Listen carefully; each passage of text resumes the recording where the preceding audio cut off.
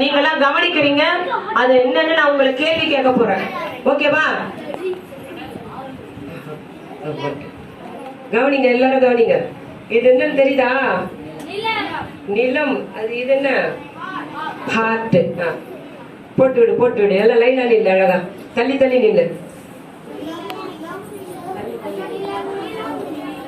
நல்ல நிலம் தான்.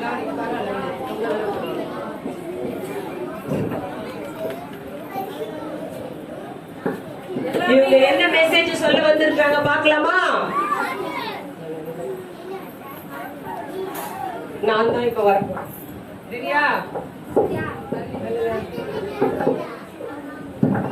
நான் தான் தேவபுத்திரன்.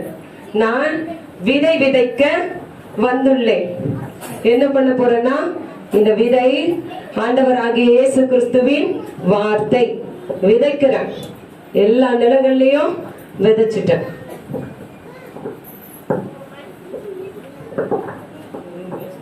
நான் தான் வழியில் விதைக்கப்பட்ட விதை. என்னை மனிதர்கள் காலால் மிதித்தார்கள். பறவைகள் என்னை குத்தி தின்றது. அதனால் வசனம் கேட்க முடியவில்லை. நான் தான் கல்பாறை மேல் விதைக்கப்பட்ட விதை.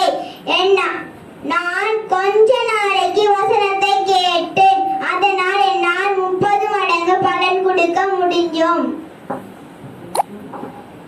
நான் முள்ளுள்ள விதைக்கப்பட்ட விதை. நான் வசனத்தை கேட்டேன். ஆனா முள்ளுகள் என்னை மூடிடுச்சு. வசனத்தை கேட்டு நடந்தேன். அதனால் என்னால் அதன்படி நடக்க முடியல. அதனால் எனக்கு 60 மடங்கு பலன் கொடுக்க முடியும். நான் தான் நல்ல நிலத்தில் விதைக்கப்பட்ட விதை. நான் கர்த்தருடைய வார்த்தையை கேட்டு அதன்படி நடந்தேன். என்னால் 100 மடங்கு பலன் கொடுக்க முடிஞ்சது. அனனியா, மீஷாவேல், அசரியா அவங்க 4 பேரும் ஃப்ரெண்ட்ஸா. ஒரு நாள் அவங்களுக்கு பாபிலோன்ல இருந்து லட்டு வந்துச்சா.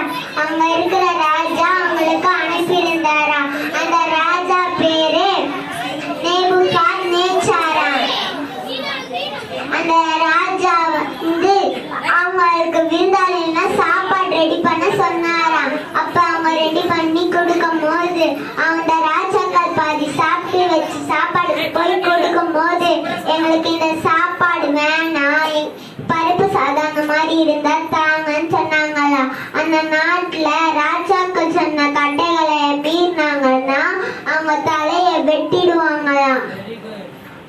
அப்ப நீங்க ரொம்ப நாளைக்கு எங்களுக்கு அந்த சாதத்தை கொடுக்க வேணாம், வெறும் 10 நாளைக்கு கொடுங்கன்னு சொன்னாங்களா. அப்ப உங்க ஆளுங்க ஸ்ட்ரென்த்தா இருக்காங்க, எங்க ஆளுங்க ஸ்ட்ரென்த்தா இருக்காங்க, பாக்கலாம்னு சொன்னாங்க. வெறும் 10 நாள் தானே நான் கொடுக்குறேன்னு சொன்னாராம். அப்புறம் 10 நாளைக்கு அப்புறம் இட்டுட்டு போய் விடும் போது தானியேல், அசரியா, அனனியா, மீஷாவேல் அவங்க 4 பேரும் தான் ஸ்ட்ரென்த்தா கொழுன்னு இருந்தாங்களாம். அப்ப ஏசாப்பாக்கு பரிசுத்தமா வாழ நம்ம உற்சாகமா இருக்கணும். Very good. பரிசுத்தமா வாழும்போது அவங்கதான் அவங்க தங்கள் ஆத்துமாக்களை உண்மையுள்ள படைப்பின் கர்த்தராகிய அவருக்கு ஒப்பு கொடுங்கள். 2 தீமோத்தேயு 2:13. நாம் உண்மை இல்லாதவராய் இருந்தாலும் அவர் உண்மை உள்ளவராய் இருக்கிறார். சங்கீதம் 18:32.